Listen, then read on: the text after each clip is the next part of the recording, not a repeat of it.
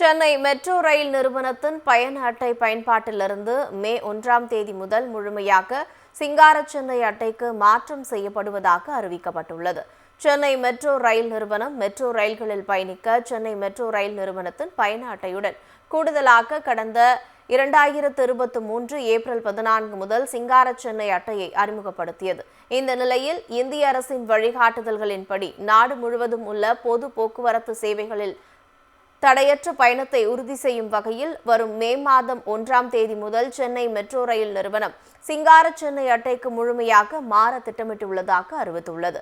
இதன் காரணமாக மெட்ரோ ரயில்களில் பயணம் செய்யவும் மெட்ரோ வாகன நிறுத்தங்களை பயன்படுத்தவும் பயணிகள் தங்களது பழைய பயண அட்டையில் மீதமுள்ள தொகையை சென்னை மெட்ரோ ரயில் நிறுவனத்தின் மொபைல் செயலி மூலம் பெறப்படும் QR ஸ்டோர் வேல்யூட் பாஸ் அல்லது தேசிய பொது போக்குவரத்து அட்டைக்கு மாற்றிக்கொள்ளுமாறு கேட்டுக்கொண்டுள்ளது.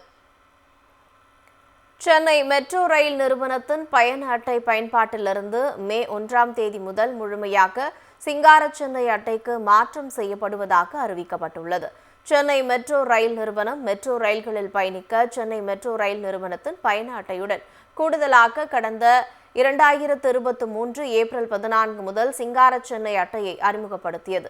இந்த நிலையில் இந்திய அரசின் வழிகாட்டுதல்களின்படி நாடு முழுவதும் உள்ள பொது போக்குவரத்து சேவைகளில் தடையற்ற பயணத்தை உறுதி செய்யும் வகையில் வரும் மே மாதம் 1ஆம் தேதி முதல் சென்னை மெட்ரோ ரயில் நிறுவனம் சிங்கார சென்னை அட்டைக்கு முழுமையாக மாற திட்டமிட்டுள்ளதாக அறிவித்துள்ளது.